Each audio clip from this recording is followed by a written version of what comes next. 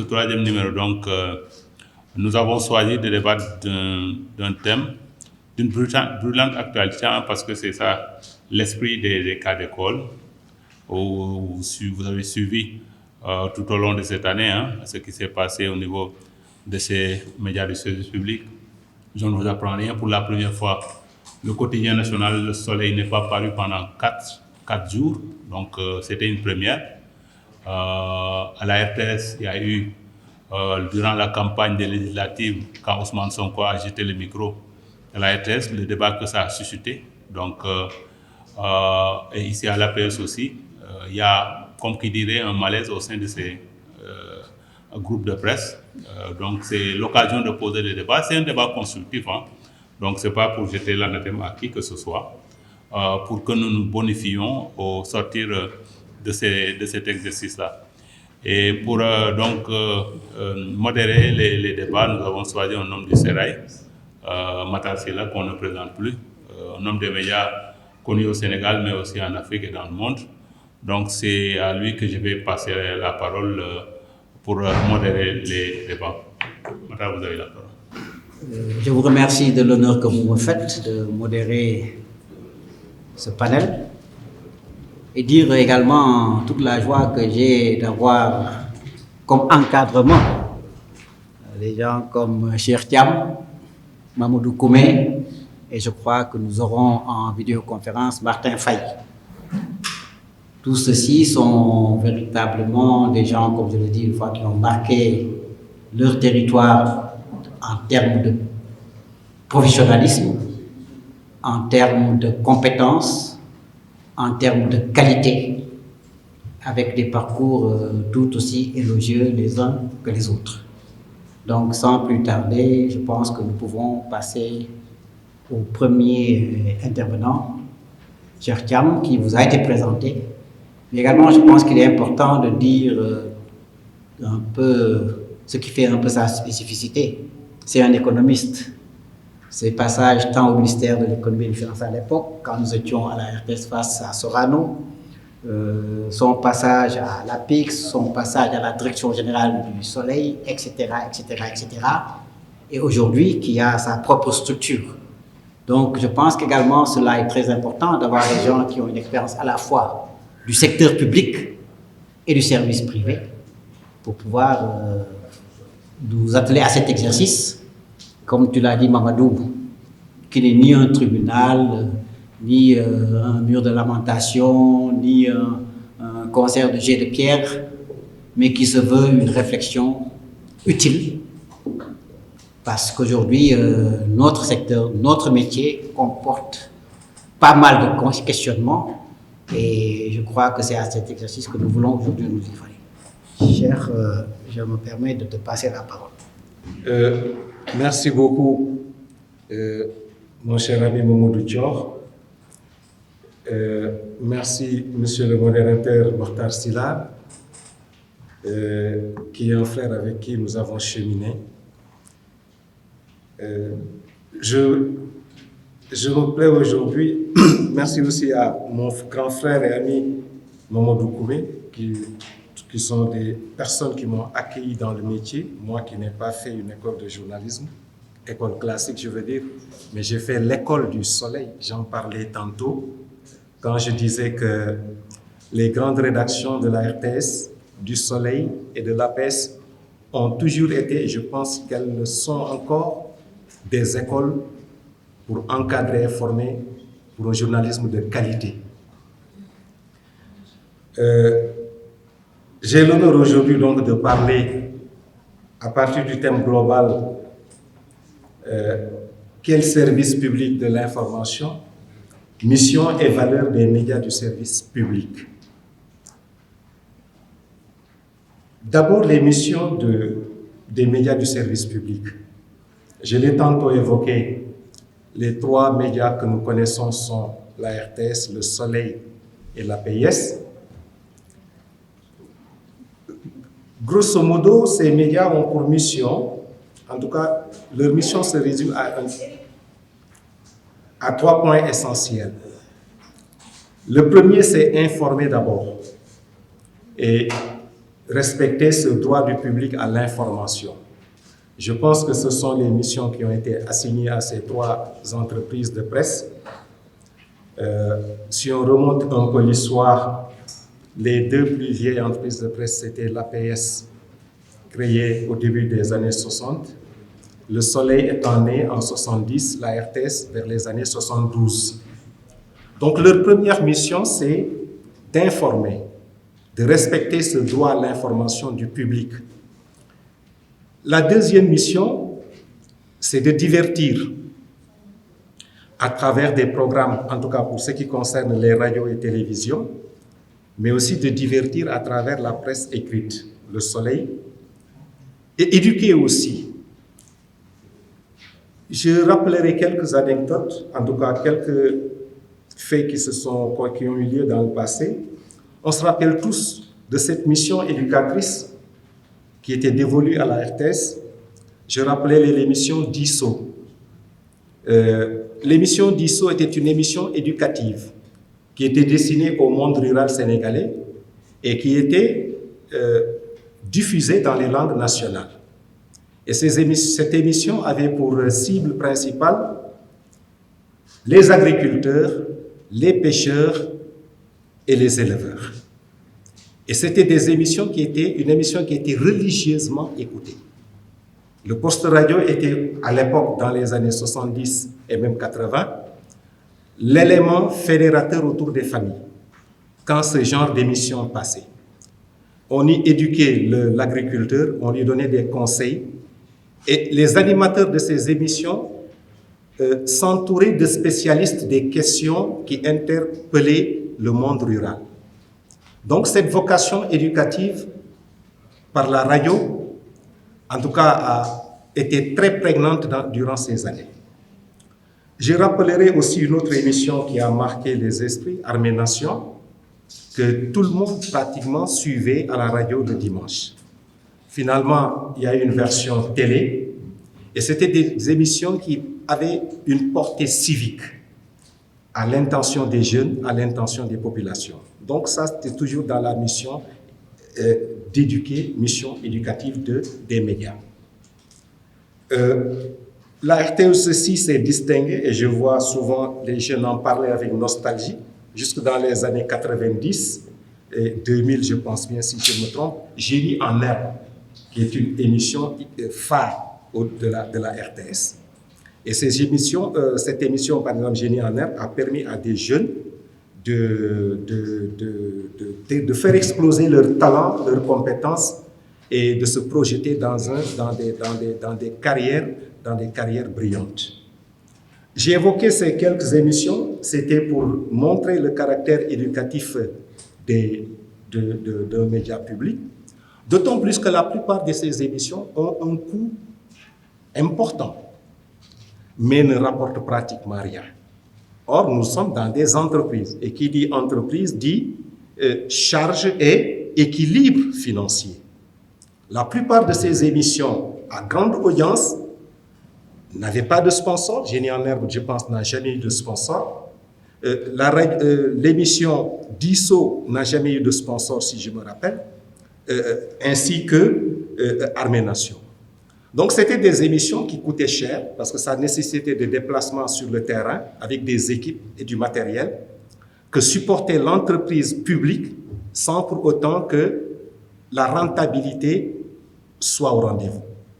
Mais, étant entendu que c'est des entreprises au niveau desquelles l'État détenait la majorité du capital, c'était des entreprises donc qui portaient à bout de bras leur mission de service public.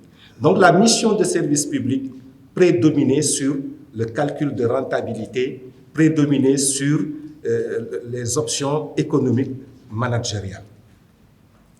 Le Soleil, que je connais très bien parce que c'était l'entreprise où je suis arrivé en 1992, une très grande rédaction avec de grands formateurs. Le Soleil avait lancé vers les années 90, dans les années 80 du moins, le cahier vacances.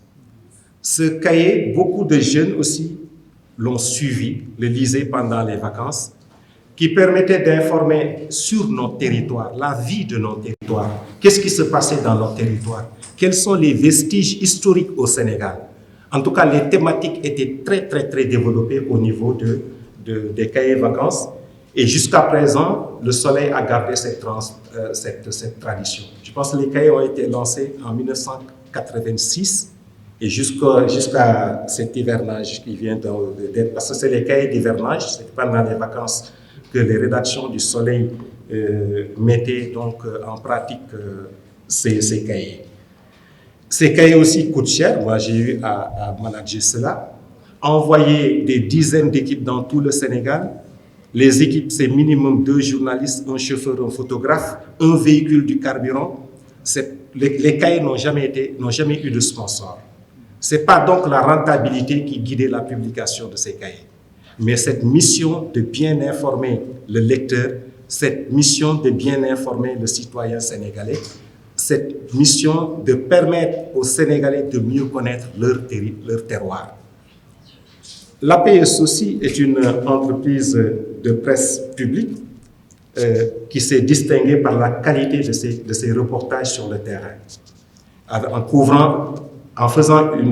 optant pour une couverture nationale sans pareil, peut-être que c'est ces dernières années, avec les difficultés financières, que l'on a senti quand même qu'il y a l'APS a rétréci son champ d'intervention. Ainsi donc, pour ces 3 supports que sont ces 3 entreprises de presse, la RTS à travers la télévision, la radio, le Soleil, l'APS, sont des entreprises publiques, des médias publics qui, tant bien que mal, quelles que soient les circonstances, en tout cas à mon avis, ont tenté tant bien que mal de remplir cette mission d'informer, cette mission d'éduquer et cette mission de divertir. Je reviendrai sur maintenant la qualité de l'information parce que selon le bord qu'on se situe, on peut caractériser ces missions. Est-ce que ces médias publics ont rempli leur mission? La question reste posée. En tout cas, j'ébaucherai mes pensées personnelles à la fin de mon intervention. Maintenant, si nous nous penchons sur les valeurs après l'émission, les valeurs journalistiques sont immuables, elles sont universelles. Depuis la charte de Munich de 1971, les valeurs, en tout cas qui gouvernent le métier de journaliste, sont pratiquement les mêmes, quels que soient les pays. Ces valeurs sont assises sur l'éthique, la déontologie et la responsabilité. Si on interroge la charte de Munich, on voit qu'il y a 10 devoirs et 5 droits pour les journalistes. Vous voyez, 10 devoirs et 5 droits pour les journalistes. Je ne vais pas entrer dans le détail, mais sur les valeurs, je pense qu'au niveau de ces médias publics, le défi a toujours été de gérer ce que je peux appeler les conflits d'intérêts. Les conflits d'intérêts, ça peut concerner les chapelles politiques. Et je pense que les principales critiques qui sont formulées à l'endroit des médias d'État, comme la RTS, le Soleil, c'est la place congrue qui est laissée à l'opposition. Le traitement de l'information prend plus en charge les préoccupations du parti au pouvoir que de l'opposition. Je pense que si on fait des reproches, c'est à ce niveau qu'on pouvait le faire. Donc la gestion des chapelles politiques a toujours été problématique au niveau des médias publics. Sur un autre domaine aussi, je pense que les médias publics s'en sortaient beaucoup mieux, c'est la gestion des intérêts économiques. Parce que je disais toujours à certains journalistes, ayant eu un parcours d'économiste, faites attention soyez à équidistance des centres d'intérêt économique. Aucune information n'est gratuite, n'est neutre quand elle provient de certains cercles économiques. Parce que le journaliste doit éviter la manipulation. Je pense qu'à ce niveau, les médias d'État quand même ont réussi quand même à tirer leur épingle du jeu. Donc l'équidistance dans le traitement de l'information est une valeur essentielle pour le journaliste, c'est une valeur essentielle pour les entreprises de médias publics. Sur la responsabilité, souvent on reproche à certains médias, surtout publics, de faire de l'autocensure. Moi, je pense que c'est le jugement à ce niveau est des fois dur. L'accès à l'information des jeunes, je donne l'exemple. Nous avons une jeunesse dont une grande partie n'est pas scolarisée, qui a besoin d'être protégée. Même ces jeunes scolarisés ont besoin d'être protégés. Et dans le traitement de l'information, je pense qu'il y a une certaine prudence, une certaine responsabilité à mettre en exergue dans la protection de ces jeunes, dans la protection de la femme. Toujours sur la responsabilité, je vais peut-être raconter une petite anecdote. Une fois, on avait fait notre une. Le lendemain, un premier ministre, que je ne citerai pas, m'appelle, et c'était très matinal, 7 heures. Il me dit, monsieur le directeur général, j'ai vu votre une et j'ai été choqué. Je dis, ah bon? Il me dit, oui, par un titre. Le titre, c'était quoi? Un sexagénaire viole une fille de 7 ans. Et c'était ça le titre. Il me dit, en soi, ça ne devait pas figurer à la une. C'est mon sentiment. Vous auriez dû garder l'information à l'intérieur. Parce que un sexagénaire, vous voyez l'âge, la fille qui a 7 ans. Bon, à partir de cette anecdote, on a discuté et au retour, j'ai posé la question au niveau de la rédaction. On a eu aussi un débat autour de cette question. Et je rappelle, c'était la première fois et la dernière qu'un responsable étatique m'a appelé à propos d'un article dans Le Soleil. Je n'ai jamais eu d'appel à ce niveau. Voilà. Et vous voyez, parce qu'il me disait, il faut protéger le lecteur. C'était ça son sentiment. Il disait, vous êtes un journal responsable.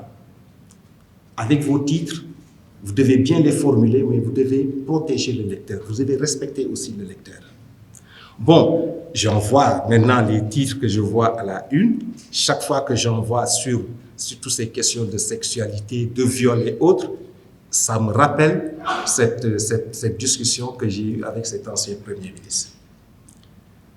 Donc, aujourd'hui,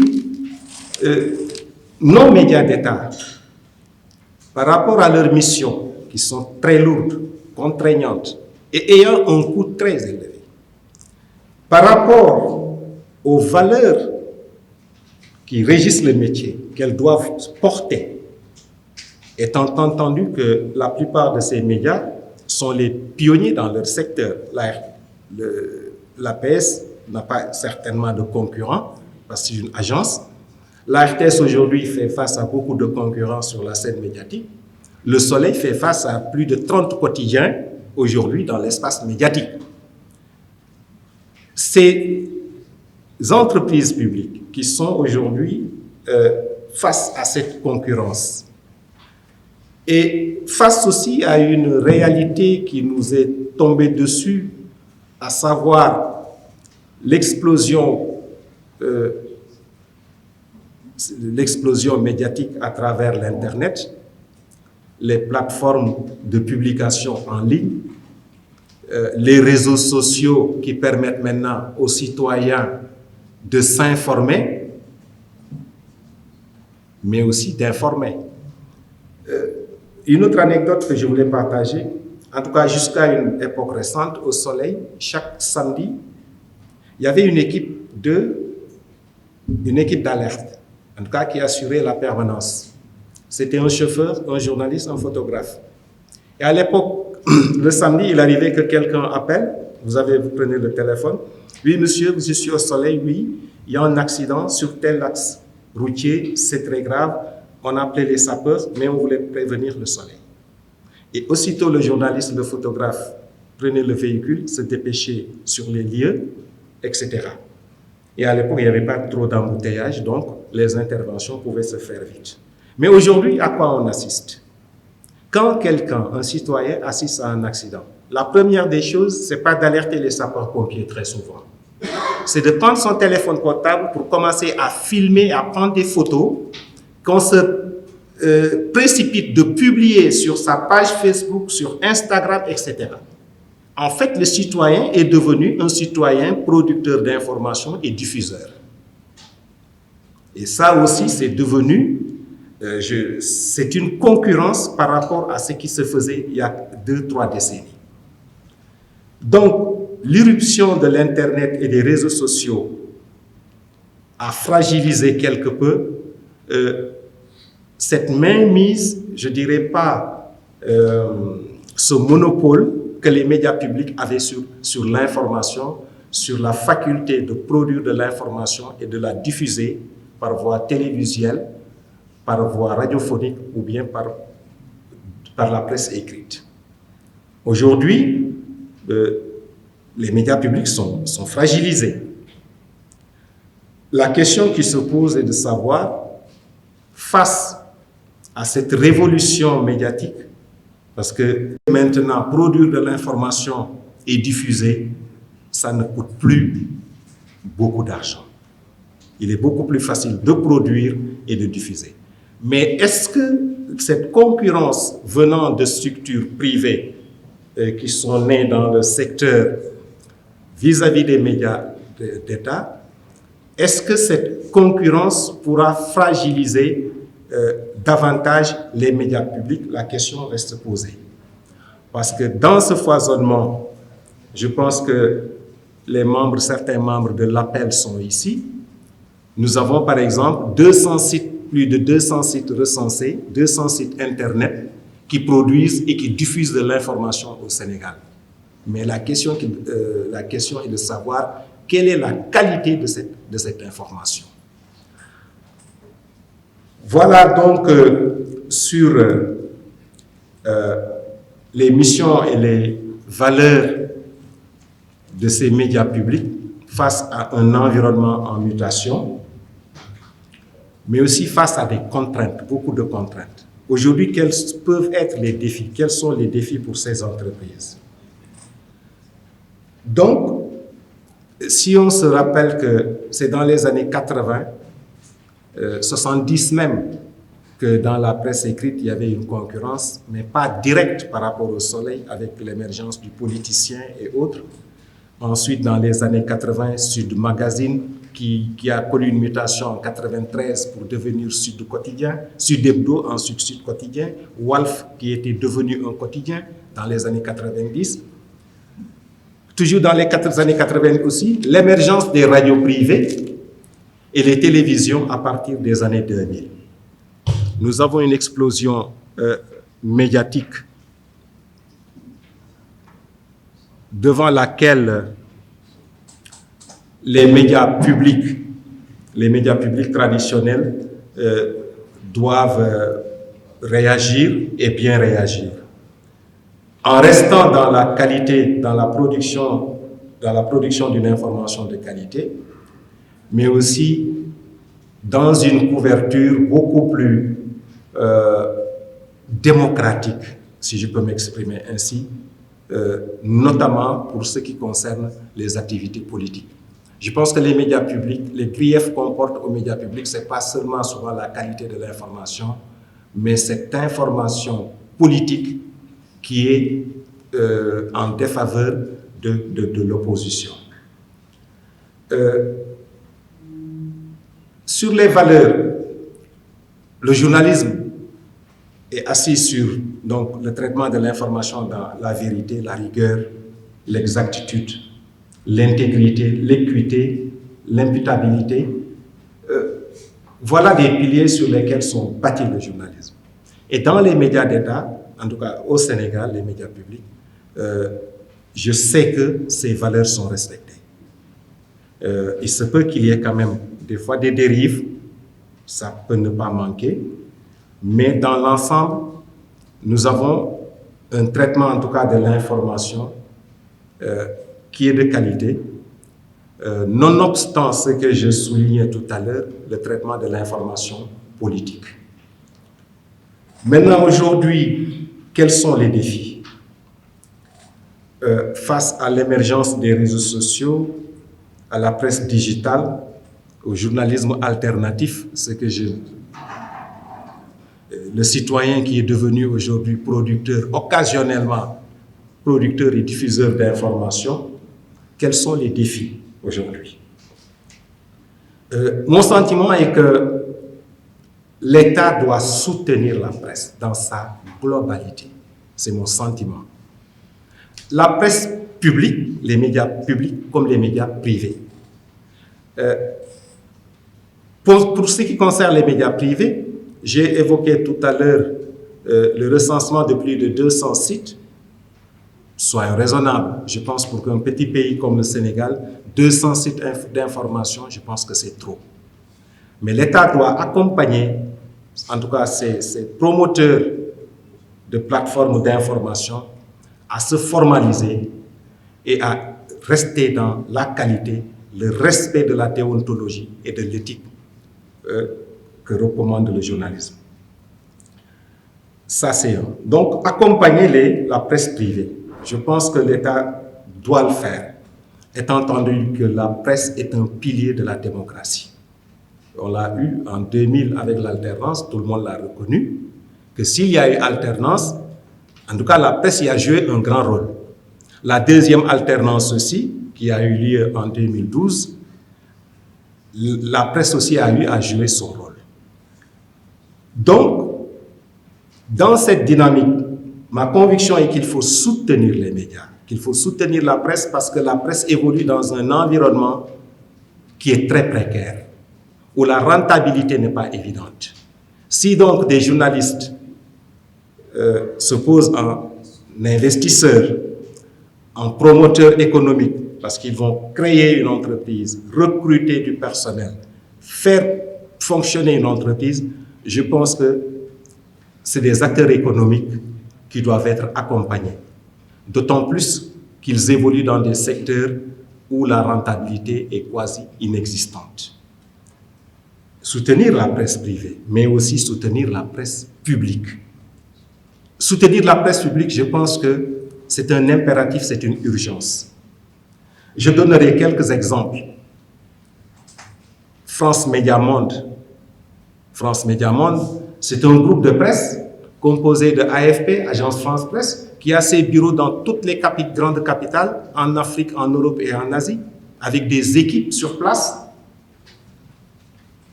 AFP, l'Agence France Presse, une fois que j'avais rencontré son directeur marketing en 2012, il me disait que la publicité, les abonnements sur AFP avaient chuté de façon drastique et qu'ils étaient à 40% d'abonnements. À un moment donné, ils étaient à 80%, leurs ressources provenaient à 80% des abonnements, ça a chuté de moitié, ils étaient à 40%. Mais le déficit qui le supporte, c'est l'État français à travers le ministère français des Affaires étrangères. AFP, l'Agence France Presse donc, RFI, qui a ses bureaux aussi, ouvert des bureaux dans presque toutes les capitales en Afrique et dans le monde. RFI est une entreprise qui est soutenue par l'État français.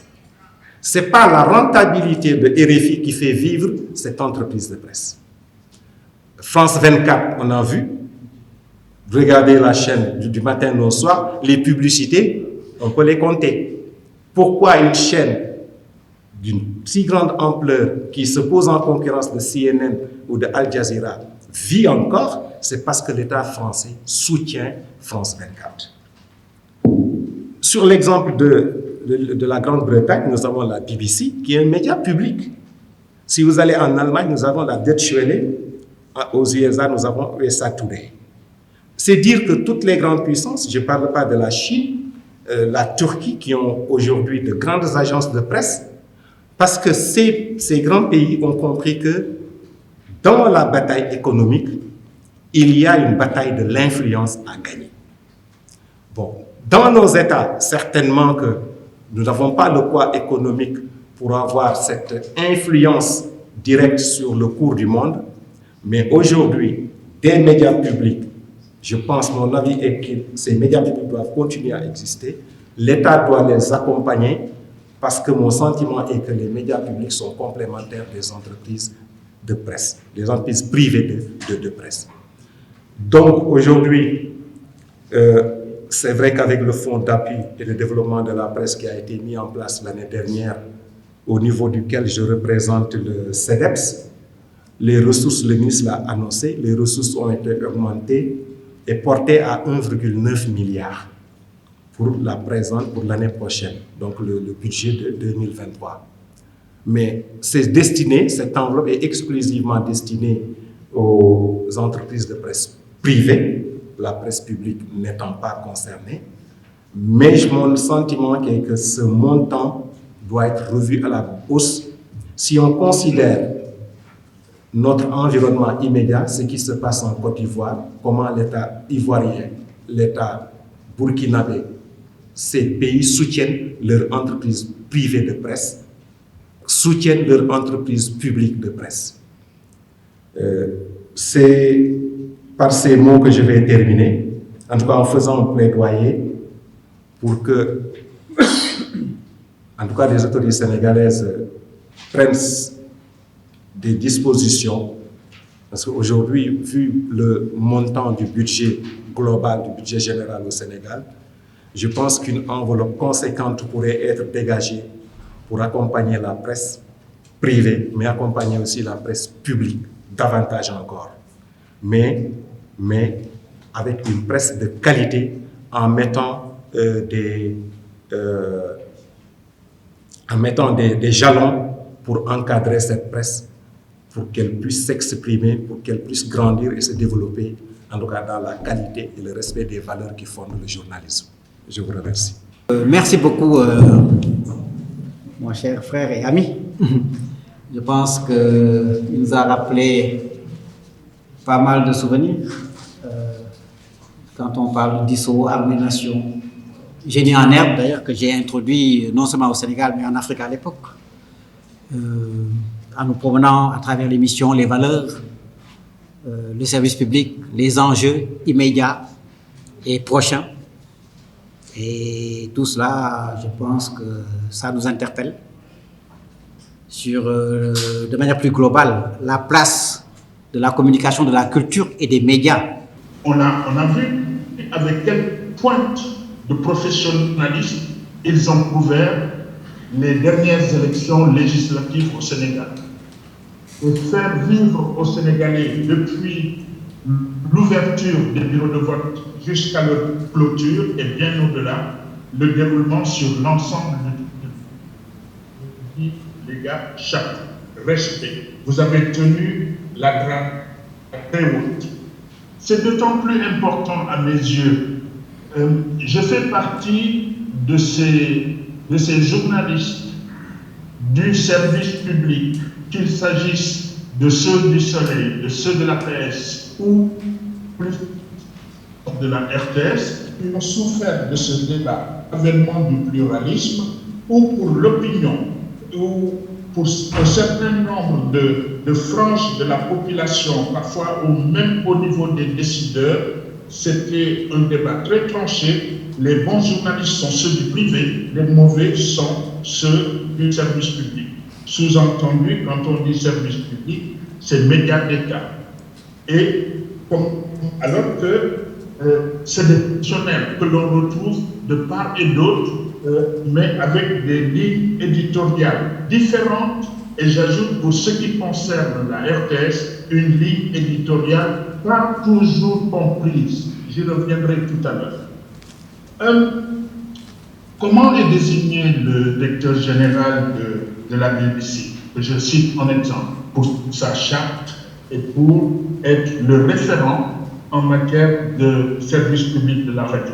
Il est tout simplement nommé par le BBC Trust, c'est-à-dire cette instance dirigeante de la BBC qui nomme un directeur général et qui a mis en place cette charte éditoriale qui assure l'indépendance de la rédaction.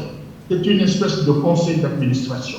À la RTS, le mode de désignation du directeur général est un peu identique. Un conseil d'administration, le directeur général, et la décision est entérinée par le président de la République avec un décret présidentiel.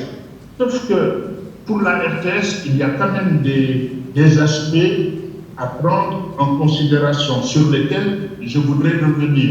D'abord, le statut de la RTS. Aujourd'hui, société nationale. Avant, c'était un EPIC, établissement public à caractère industriel et commercial. Ensuite, il y a eu cette évolution. Donc, toujours la main de l'État. Et le DG est nommé par un conseil d'administration sur proposition de l'État. Et en général, c'est un homme de l'appareil du parti au pouvoir. J'ai noté dans mon parcours 3 directeurs généraux qui ont échappé, pour ainsi dire, à cette à cette appartenance à l'appareil d'État, à l'appareil du parti au pouvoir. Il y a eu Gila, c'était une promotion interne. Gila, quand son prédécesseur a quitté la direction générale, la question qui s'était simplement posée, c'était qui, parmi les directeurs de l'époque, Gila était directeur technique, Diane, je crois, de télévision, rédacteur en chef, je ne sais plus, et puis Ibrahim Sané, eh bien, c'était une promotion interne. Et un peu comme dans l'armée, on a pris le plus ancien dans le grade le plus élevé. Il a, à ma connaissance, n'était pas un membre de l'appareil du parti, ni du pouvoir, mais un professionnel. Et après Glacam, il y a eu Matassi. Même s'il y a eu un acte de retour de sa part, Matar, tu pourras me corriger si tu veux, mais je pense que sa nomination comme directeur général relevait beaucoup plus de la promotion interne. Matar était agent de la RTS avant d'aller diriger TV5 et ensuite il est revenu comme directeur général. C'était toujours quelqu'un de la maison. Et le troisième, c'est Daouda, qui était rédacteur en chef de la télévision, puis directeur général. Tous les autres, je peux me tromper, mais à mon avis, étaient des gens de l'establishment, des gens du parti au pouvoir, des gens de l'appareil d'État. Et donc, il y a toujours cette tutelle pesante, à mon avis, sur la radio-télévision sénégalaise. Cette tutelle représentée par le ministère de la Communication. Et in fine, il y a le budget. Qui finance le budget de la RTS? Bien sûr, il y a la redevance, mais on sait que les assurances sont données par l'État sénégalais. Qui finance. Et donc, qui aura du mal à mettre quelqu'un sur qui il n'a pas, je vais dire, beaucoup de contrôle, une mainmise, donc quelqu'un dont il ne peut pas s'assurer de la fidélité, de la loyauté et aussi du respect de certaines normes en termes éditoriaux. Pourtant, nous avons quelques exemples qui pourraient nous inspirer pour faire avancer les choses. Je disais tout à l'heure qu'il y a tous ces aspects du service public, l'indépendance, la neutralité, le renforcement de la cohésion sociale, l'absence de parti pris dans le traitement de l'information et surtout traiter l'information de manière non partisane. Ce sont des indicateurs, à mon avis, qui sont importants à prendre en compte. Alors que ce que nous voyons toujours de la part des confrères, y compris moi quand j'y étais, ça ne répond pas à ces exigences du traitement de l'information en termes de neutralité, d'indépendance, d'assurer l'équilibre et de donner la parole à tout le monde. Je disais que nous avons à apprendre des autres. Je donne l'exemple du Bénin. Au Bénin, le directeur général de l'ERTB ainsi que les directeurs de la radio et de la télévision sont nommés suite à un appel à candidature assez transparent. On lance un appel à candidature et tous ceux qui veulent être candidats, qu'ils soient agents de l'ERTB ou pas, mais quand vous pensez que vous remplissez les critères, vous déposez les dossiers à la HAC, au Conseil de l'audiovisuel béninois. Et c'est la HAC qui va procéder à un tri, à une sélection, et soumettre une liste de 3 candidats au président qui va en nommer un. Ça ne s'est pas toujours passé de la bonne manière. Je sais qu'il y a eu au moins un cas où le président a nommé quelqu'un qui ne figurait pas sur les 3 candidats. Mais il y a au moins un processus assez transparent, un processus inclusif.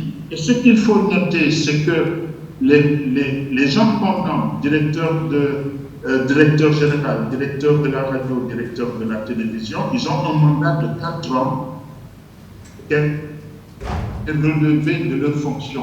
Ce qui leur donne une certaine liberté, une certaine indépendance et surtout une prise d'initiative pour, j'allais dire, respecter un certain nombre de critères, un certain nombre de personnels.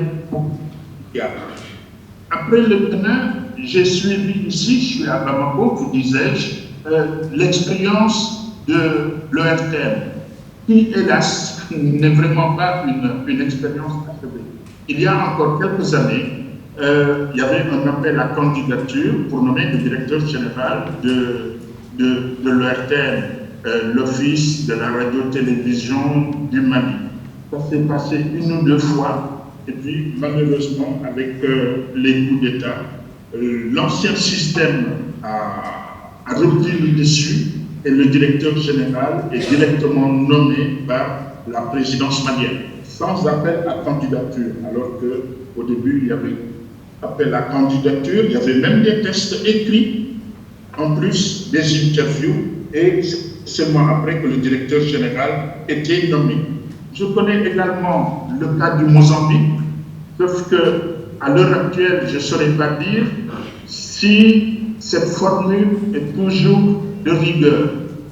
Mais à un moment donné, le Mozambique était présenté l'exemple qui, à mon avis, était le plus achevé, puisque le directeur de la radio nationale était élu par les agents de la station.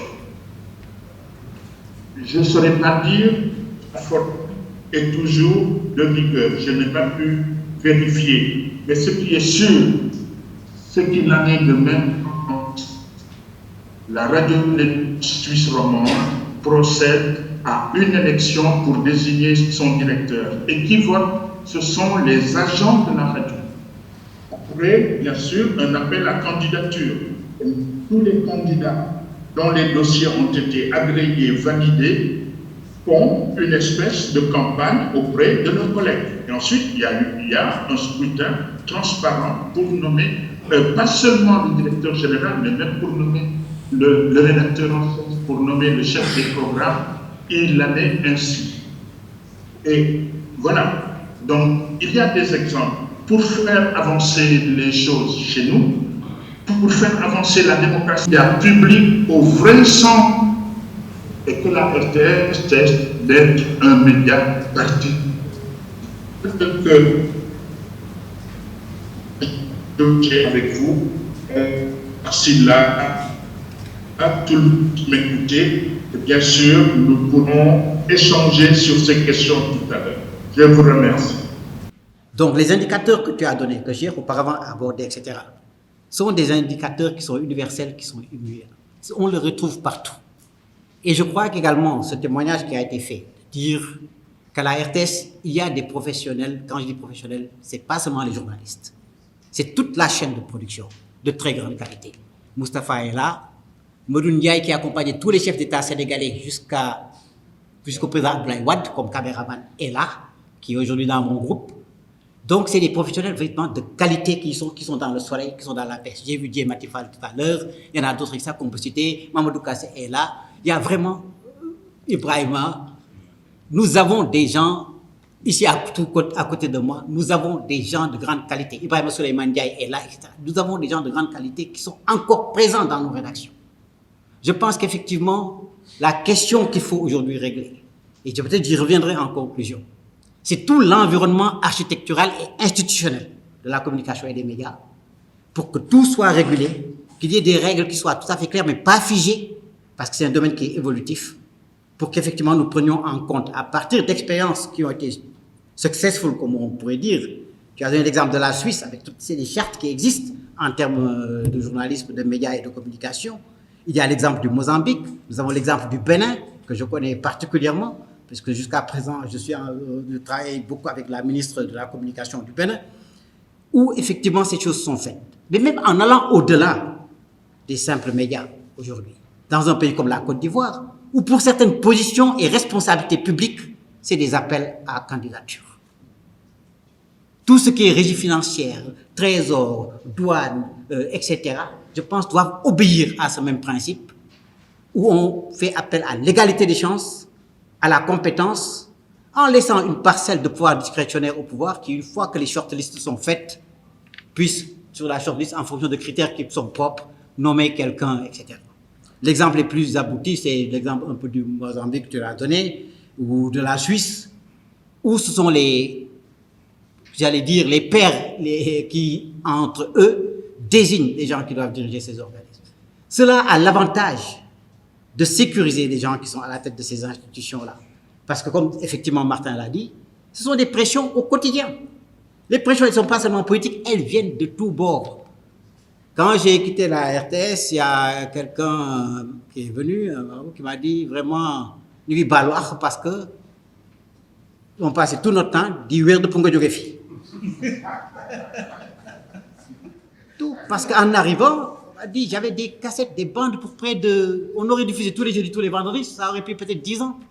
Ça coûtait entre 800 millions par an et 1 milliard de francs à la RTS en termes de couverture. Tu l'as dit, c'est les voitures, les chauffeurs, etc., etc.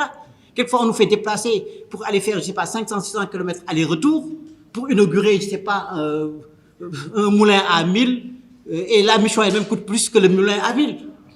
Quand vous dites non, vous dites niet, etc., vous devenez impopulaire. Mais j'ai fonctionné avec la philosophie de dire, peut-être que j'ai fait des erreurs, mais j'ai fonctionné en disant, je mets le service public en avant. Le public, notre raison d'être, c'était la raison pour laquelle c'était mis ici. Je mets cela en avant, personne ne saura de quel confrère que je suis, de quel truc que je suis, de quel bord je ne suis pas. Je suis là au service du pays, au service des... Mais quand vous le faites également, vous devez avoir la conviction que chaque jour que vous faites, vous avez déjà un pied d'or. Mais vous faites ce que vous faites, ce que vous devez faire pour le pays, pour son équilibre. Parce qu'il n'y a rien de plus important aujourd'hui que les médias. Nous sommes véritablement, j'allais dire, un outil de pacification, un outil qui permet d'être une sorte de baromètre de la vie sociale, qui permet également d'être une sorte de réceptacle des mécontentements. Les murs de lamentation de la RTS, je pense qu'il existe toujours, même si c'est sur une autre forme. Chaque fois qu'il y a une manifestation, c'est vers la RTS que les gens ils venaient de manière constante au niveau de la RTS. Il suffit de les filmer, de prendre des paroles, que quelqu'un parle, on le diffuse, les gens sont satisfaits, on avait le calme plein. Donc je pense que vraiment ce sont des questions qui sont des questions essentielles et il faut absolument que nous revenions à ces fondamentaux.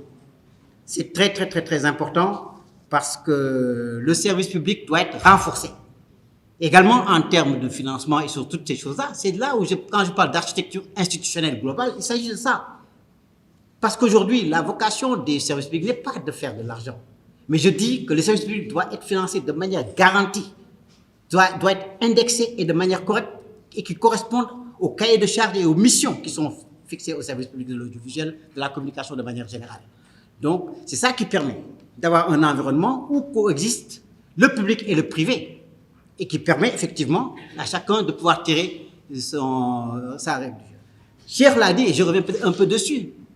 Au niveau du financement, au niveau international, quand on prend les grands pays comme la France, moi, en France, quand j'étais à TV5, j'étais dans les réunions préparatoires des conférences, des sommets de chefs d'État, des conférences ministérielles de la francophonie. Mais la France a une politique audiovisuelle extérieure, largement financée par le ministère des Affaires étrangères, pas de la communication. Parce qu'ils ont besoin d'en avoir comme des outils de rayonnement. De la même manière que CNN le fait, que d'autres le font, que la Deutsche Welle le fait. Aujourd'hui, pire, la plupart de ces chaînes, y compris jusqu'à la Chine, qui a lancé une chaîne en poulard, Fulani, parce qu'ils ont dénombré qu'en Afrique, il y avait près de 69 millions de gens qui parlaient le poulard de Fulani. Ils financent des programmes pour venir nous concurrencer sur nos propres terrains. Donc, de la même manière que l'on finance, ça s'appelle les autoroutes, les stades, qu'on finance la santé, qu'on finance tous les autres secteurs, il est important d'avoir un financement correct de la communication dans sa globalité, parce que s'il y a une nourriture que nous consommons quotidiennement, au même titre que tout ce que nous pouvons manger tous les matins, petit déjeuner le soir, c'est la radio, c'est la télévision, ce sont les informations, etc., etc. Je voudrais donc à ce stade passer la parole à Mamadou Koumé. Mamadou, qui est un universitaire, un homme de communication, et je ne saurais passer sous silence sa dernière publication, la saga de l'équipe nationale de football du Sénégal. Vraiment un homme du métier, apprécié, et un enseignant. Et je pense que son expérience multidimensionnelle pourra être un éclairage certain pour ces débats. Alors, rôle et attitude du journaliste et technicien dans les médias du service public. J'ai fait un plan dans une introduction, l'évolution de la condition du journaliste sénégalais, particulièrement dans le service public, quelques pratiques observées ça et là dans le service public et ensuite des propositions. Alors, je voudrais d'abord saluer Boy Serer, mon ami Martin qui est à Bamako. Ça fait plus de 5 ans que je ne l'ai pas revu. Remercier le CORED pour cette invitation, remercier Mamadou Thior et tous ceux qui travaillent avec lui. C'est la seconde fois que le CORED m'invite à échanger sur un sujet. La première fois, c'était après la CAN 2017, suite à cette fameuse conférence d'Alain Giresse face aux journalistes sénégalais. Alors, le thème que vous m'avez soumis, que vous m'avez affecté dans ce panel est intéressant, dans la mesure où effectivement, l'on doit s'interroger sur la condition du journaliste et du technicien dans les médias du service public. Sur ses moyens de travail, sur l'environnement dans lequel il évolue. Le contexte politique, il est important parce que vous en avez parlé, Martin en a parlé, Cheikh en a parlé, Matar vient d'en parler. Le contexte politique est très important. Contexte politique qui n'est pas sans influence dans la pratique de ce métier. Je pense que tout cela, ce sont des éléments importants qui méritent qu'on s'y penche. J'ai une petite expérience dans les médias catalogués médias d'État. 6 ans au soleil comme journaliste de base et près de 10 ans comme directeur de l'APS. Le reste de ma carrière consacré à la formation au CESTI, comme vous le savez. Alors, je dis qu'il ne faudrait pas avoir dans ma perception des choses un procès quelconque fait aux médias du service public. Ce que je vais dire, c'est plutôt une petite contribution sur ce sujet. En venant, j'ai remarqué qu'on a mis Mamadou Koumé, ancien directeur général de l'APS. Il est important de parler de l'APS. L'APS, je suis resté pendant presque 10 ans à l'APS. Mais je vais vous faire une confidence. Dans le service public, l'APS était, je ne dirais pas le moins considéré, mais était l'entreprise, l'organe de presse, si vous voulez, en tout cas qui n'intéressait pas, moi, pendant les 9 ans et demi que je suis resté, qui n'intéressait pas tellement les pouvoirs publics. Mais il n'empêche que nous avons pu faire un travail intéressant, nous avons pu nous impliquer véritablement et relever un peu le niveau de la maison, parce que quand moi je suis arrivé, l'APS avait énormément de difficultés, mais c'est le travail de toute une équipe. Alors, j'ai souvent dit aux gens que l'État s'intéressait d'abord à la télévision nationale, deuxièmement, c'est le soleil qui l'intéressait, troisièmement, c'est la radio, et quatrièmement, c'est l'APS. Radio Sénégal, troisièmement. Parce que malheureusement, ce que j'ai constaté, ce que certains ont constaté, c'est que les radios privées un peu avaient éclipsé Radio Sénégal, qui avait pourtant un réseau très, très dense. Parce qu'il faut dire les choses telles qu'elles sont. Simplement, ces radios privées reflétaient mieux le débat public que Radio Sénégal, pour diverses raisons sur lesquelles, je pense, Martin s'est étendu tout de suite, et pour des raisons sur lesquelles aussi nous pourrons échanger. Alors, je pense que on ne peut pas parler aujourd'hui de la condition du journaliste du service public sans pour autant jeter un regard par derrière. Le journalisme est un métier très jeune au Sénégal. Hein. En tout cas, si l'on parle de ce que dit la convention collective et considéré comme journaliste, celui qui a pour occupation principale est rétribuer l'exercice de sa profession. Bon, abrégeons, vous connaissez la définition, c'est pas la peine d'avancer.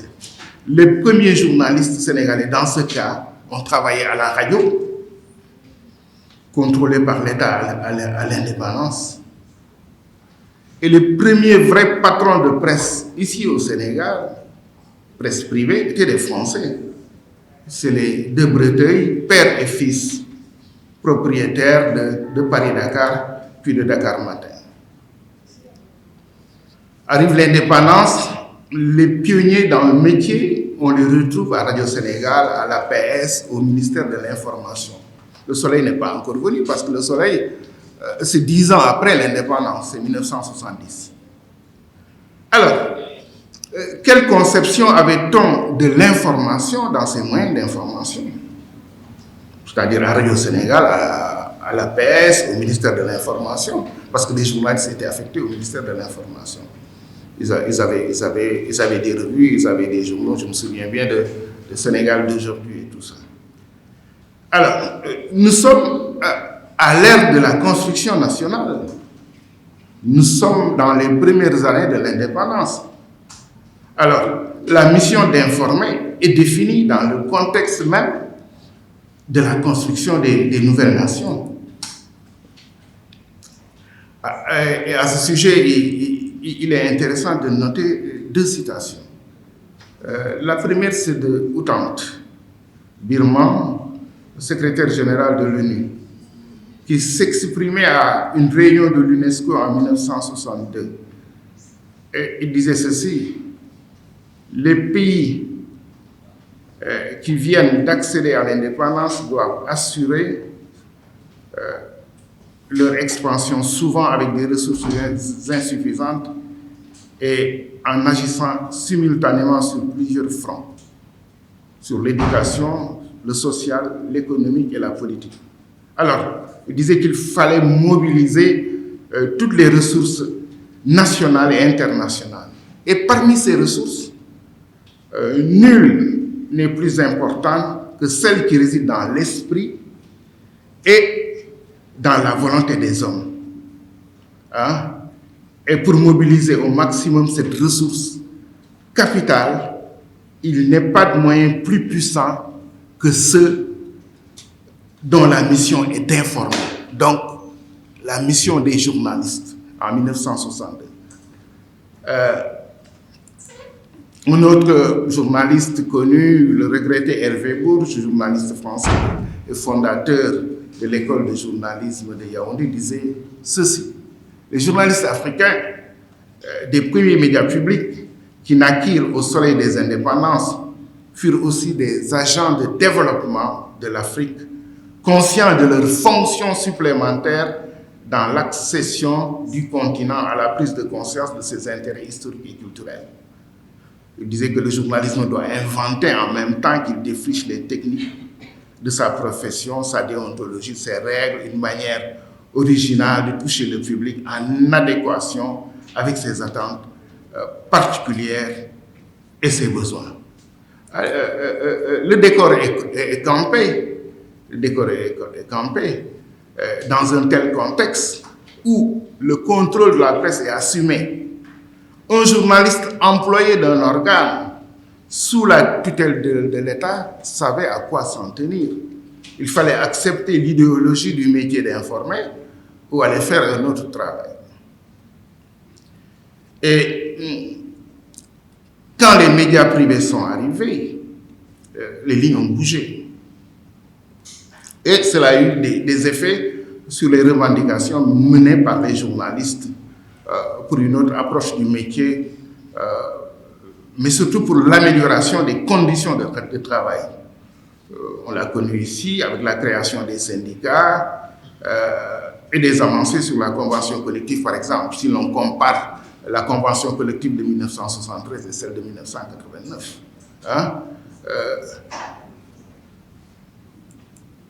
Alors, moi j'observe des pratiques avec vous. Je me pose beaucoup de questions. Je n'ai pas de certitude. Les médias du service public ne sont pas arrivés aujourd'hui à faire leur mue. Il faut le dire, la télévision nationale, surtout, est sous influence. Mon ami Martin Fay me disait tout de suite qu'il se réjouit de la très belle couverture faite par la RTS, parce que c'était le 31 juillet, lors des élections législatives. Mais il y a quelque chose qui restera dans l'histoire de la télévision du Sénégal, pour ceux qui l'écriront demain. C'est deux journalistes qui font un débat avec un invité et l'intrusion du directeur général de la télévision. Je ne le dis pas pour critiquer, mais je dis voilà quelque chose qui va figurer dans les livres d'histoire et dans l'histoire de la RTS. Je n'apprécie pas, mais... Donc, la télévision nationale est sous influence. Ça, vous le savez. Je ne vous apprends absolument rien. La neutralité et l'impartialité qui s'imposent aux journalistes dans le traitement de l'information politique ne sont pas souvent prises en compte par certains journalistes. Au contraire, dans la plupart des cas, ces journalistes se présentent comme une caisse de résonance et un instrument de propagande même détenant du pouvoir. Alors, on assiste à quoi? On assiste à un traitement tendancieux de l'information, hein, pour en donner une version favorable à un parti ou à une personnalité politique. Donc, l'on assiste à beaucoup de déséquilibres. Alors, on m'a demandé de parler du technicien. Je ne peux pas tellement m'étendre sur le technicien personnel et tout ça. Je pense que le technicien et les journalistes, c'est la même chose. Alors, la manipulation de la couverture médiatique par l'usage spécifique de l'angle de la caméra. Alors, il y a un ministre, paix à son âme, qu'un journal satellite appelé Gros Plan. Je ne sais pas si les gens de ma génération se souviennent de ça. Bon, alors, les autres pratiques observées, en fait, c'est une question que je me pose. J'ai fait j'ai été à l'Institut français de presse pour la première année en 1985 et en 1986. Et avec le regretté Momar Seyni Ndiaye, on a fait ce qu'on appelle le diplôme de l'IFP et à la fin, il fallait faire un mémoire. Moi, j'ai dit, écoute, je viens du soleil, j'ai quitté le soleil quelques mois auparavant, je vais faire mon mémoire sur le soleil. Alors, j'ai fait un mémoire sur le soleil. L'encadreur à l'époque, M. Barra, paix à son âme, Jean Barra, un gars qui était de la droite et qui ne le cachait pas du tout d'ailleurs. Il ne le cachait pas du tout. M'a dit, oui, mais Mamadou, vous avez fait un bon travail. Hein? Je ne trouve rien à redire dans ce travail, c'est intéressant. Mais Mamadou, est-ce qu'un État a une vocation d'avoir un journal aujourd'hui? C'était en 1985. Il parlait du soleil. Il dit, est-ce qu'un État aujourd'hui a... Il me dit, c'est la seule critique que je fais dans ce journal. Il me dit, à la limite, l'État peut donner le journal et conserver, et dire à celui qui l'achète, la ligne éditoriale est conservée. En aucun cas, vous ne pouvez pas nous combattre ou aller à l'encontre, en tout cas, de nous, État, pouvoir de ce que nous défendons. Alors, 37 ans après, on peut toujours poser la question. Je vais finir rapidement. Proposition. Oui, je pense que ce soit Martin, Cher ou bien Matar, tous ont fait des propositions, on fait des constats et des propositions. Le service public, il appartient à tous. Et il est au service de tous. Martin l'a bien dit. Tous les citoyens doivent pouvoir se reconnaître dans ces programmes. L'égal accès aux médias publics doit être une réalité pour tous les acteurs et les citoyens. Les critères de choix des DG, on l'a dit, des médias publics, soient revus. Bon, moi je pense que bon, il faut être un peu tolérant. Moi je crois plus à un système comme au CNRA ou bien à l'OFNAC où vous avez un seul mandat, ou quel que soit Alpha, votre mandat n'est pas renouvelé. Vous avez un mandat, n'est-ce pas? C'est comme ça à l'OFNAC, c'est un mandat. Au CNRA aussi, je crois que c'est un mandat. Vous ne revenez pas. Vous ne revenez pas. Dans un premier temps, je pense qu'il faut songer à cela. Vous savez, il y a un pays phare pour nous, c'est la France. Mais la France, la révolution dans ce secteur-là, ça ne fait pas 40 ans. C'est Mitterrand d'abord, quand il était dans l'opposition, qui a pris cette initiative des radios libres et tout ça. C'était dans les années 80, ça fait 40 ans à peu près. Donc on peut réformer, c'est vrai, mais bon, je ne dirais pas qu'il ne faut pas aller vite, mais je dirais un peu de tolérance. Il faut certainement une nécessaire émancipation. Si les gens ne sont pas émancipés, ce sera extrêmement difficile pour eux. Ça, ce sont des questions que je pose, parce que je dis, moi, je pose plus de questions. Est-ce qu'un cadre institutionnel et juridique à lui seul peut régler le problème? Est-ce que ce n'est pas par un engagement des journalistes que la situation peut changer? Je pense qu'en France, les journalistes se sont beaucoup engagés, les journalistes se sont beaucoup battus pour que les choses changent.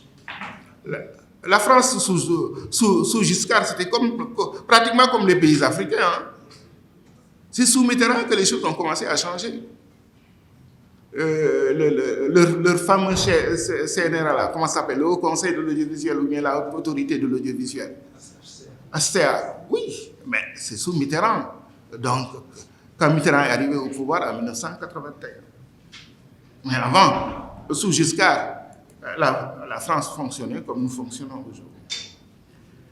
Alors, je conclus. Je pense qu'il est dépassé l'ère de la construction nationale. Il est dépassé.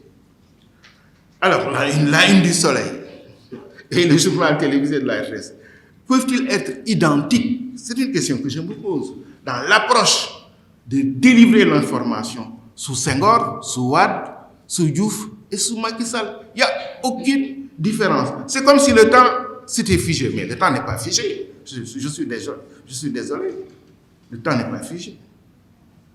À l'heure du digital aussi, certaines pratiques sont frappées d'obsolescence. Ce n'est pas pour rien aujourd'hui que vous avez quelqu'un qui est dans l'opposition qui dit « Oui, moi, j'utilise le digital, j'utilise les réseaux sociaux et tout ça.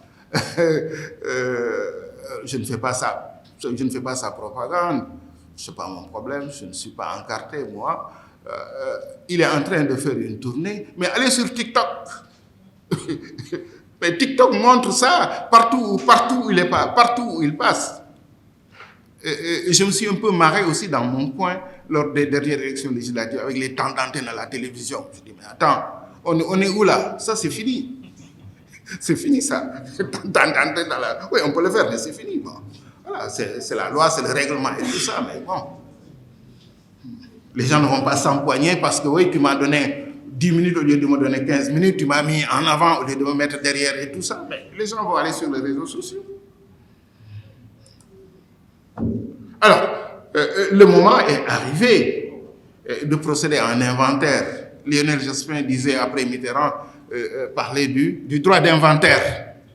Nous prenons ceci, nous laissons cela. Je pense que le moment est arrivé de procéder à un inventaire dans le service public. Voir ce qu'on peut conserver et réformer. Je pense que c'est à cette seule condition que le journaliste du service public s'épanouira dans le cadre de son travail. Je vous remercie de votre attention.